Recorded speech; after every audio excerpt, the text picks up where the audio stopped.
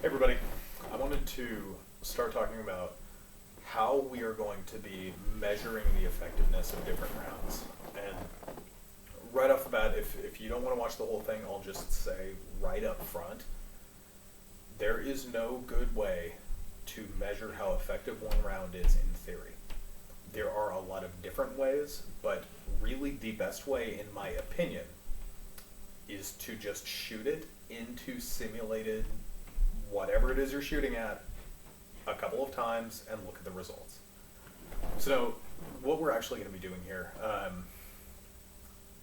there's different ways of measuring bullet efficacy or bullet effect on target or whatever. A couple of which are like your science class methods, and full credit to, I think it's Firearms History. It's a blog. I'll put a link to them. Full credit to them for this. They did a great write up that summarized a lot of what I've seen. So I'm mainly going off what is summarized on their blog. But anyway, there's a couple of methods that are like your science class or your physics class methods. So that's like measuring force. So like measuring force in foot pounds. So that's, you know, how many pounds of force per square foot. So you can think of it like, you know, slapping or something like that. Like that's X foot pounds, that's X plus Y foot pounds or whatever it is. Or I guess that would be Y foot pounds. Anyway.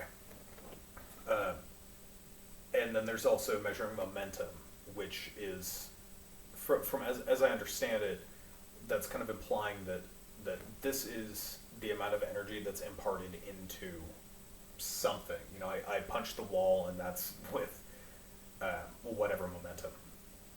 And this can be good for measuring things very broadly.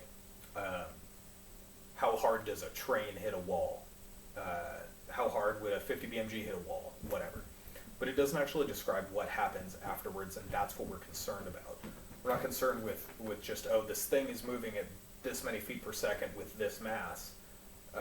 We're concerned with what happens afterwards, and it's hard to do that without just testing. So, spoiler alert, we're just going to do those tests and then interpret the results.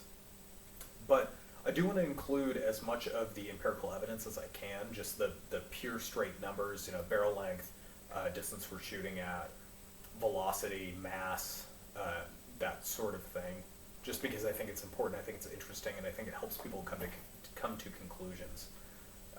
For instance, I was looking at an older round lately that I'll be covering later, and comparing it to other rounds, and I found that this older round that most people consider to be obsolete is within the range of 38 Special, which many people would not consider to be obsolete. So the point of this is that we have this method, but it doesn't really take into account how the bullet actually affects the target or whatever. Kind of an example of this is that, like, this 200 grain bullet coming out of a 38 Smith & Wesson at relatively slow speeds is going to be X. I should have done the math before this, but this will have whatever value. This, I think it's a 79 grain bullet, but it could be a 55 grain bullet coming out of this 5.56 casing, going at much faster, may end up having a higher number, and typically people associate the bigger number with better. So in this case, they'd say, well, this is going to be more effective than this. However, if we're dealing with close range stuff, this is most likely going to go through someone, you know, at maybe 10 feet, whereas this has a much higher chance of imparting all of its energy, tumbling, having a greater effect on target, essentially. So to address this problem in the early 1900s, there were a couple of different methods that came out, but they were mainly by big bore hunters, and there's always, or it seems to me that there's always some arbitrary element. It's saying, we're just going to throw in 700, or we're just going to throw in whatever it is, because this grounds this formula in what I have seen myself as a big game hunter. I know that's fine if we want to compare, say, like 8mm Mauser, 303 Brit, 308, and 30-06. Those are all relatively similar, but I personally just don't like using flawed methods, and it seems that the consensus is these methods are typically flawed. There's another method that I can't remember the name of for the life of me. It was essentially created by some flavor general who was in charge of Aberdeen Proving Ground, or whatever the equivalent of that was in the 30s. And he made a method that factors in things like bullet weight, bullet diameter, velocity, bullet shape, which I found to be really interesting.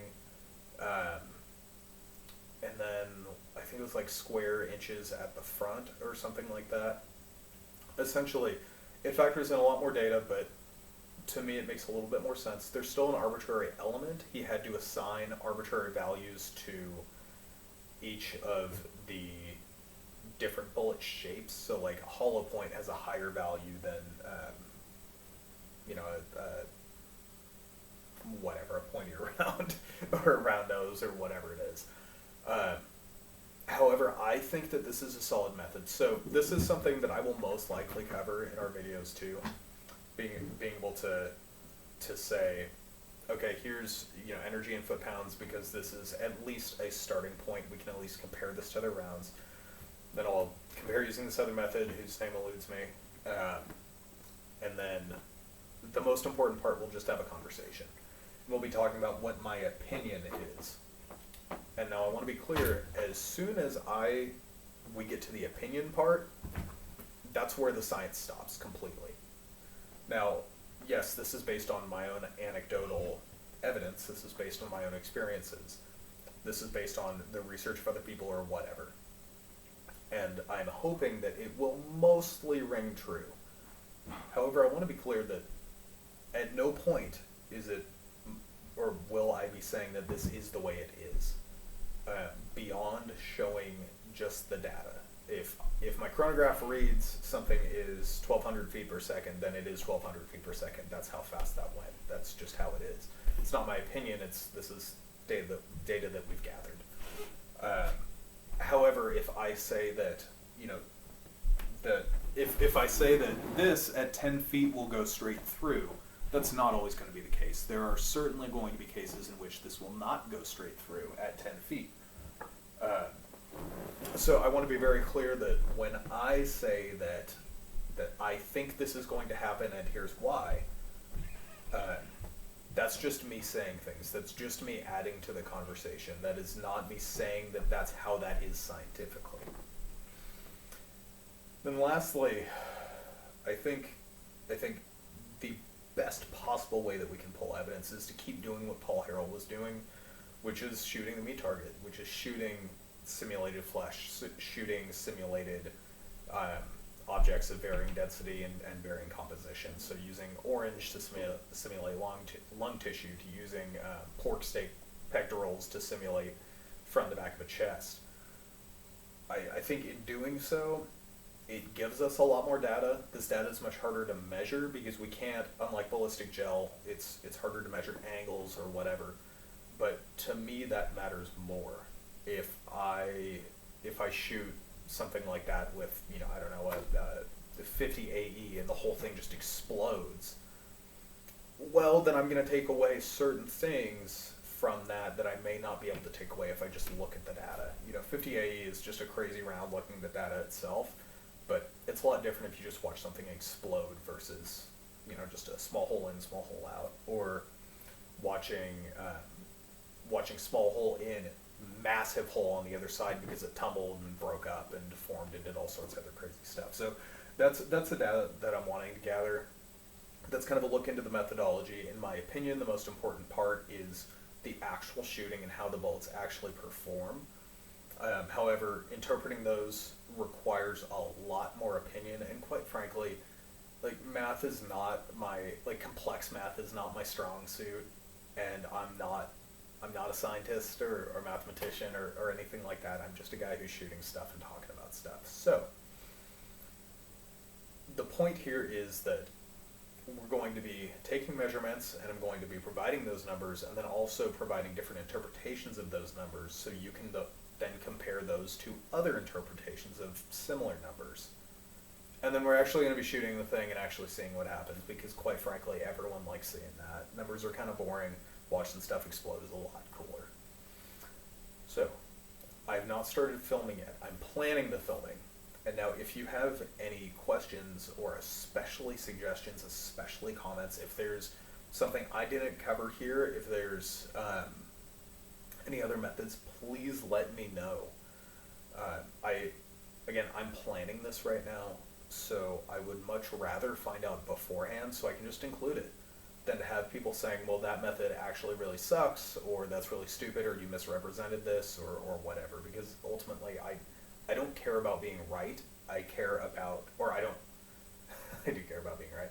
I care about offering the correct information, or whatever, offering true evidence, as opposed to just being smarter than someone or whatever, because I'm not smarter than plenty of people. So with that being said, please give me your feedback. Even if I've started putting out videos, keep giving me your feedback, because just because we start the methodology one way doesn't mean that it has to stay that way. So thank you for watching. I'm hoping that this will end up being kind of an exciting thing, and yeah, we'll see where this takes us. So thank you, and I'm looking forward to just having good discussions with people. Thanks, everyone. Oh, and also, I don't know if I mentioned this or not, but I've done a fair amount of research on this stuff over a long period of time. There was a blog that summed this up very well. A lot of what I've said in this video is either direct quote of or based off of this different blog. So I'm going to link to them as well, so you can see the summary of a lot of this information that was on this blog. Now, not everything said in the video was only what was on this blog, but a lot of it ended up being on this blog. So I'll put a link there. It's really interesting, and I so strongly suggest that you do your own research on this as well. Thanks, everybody.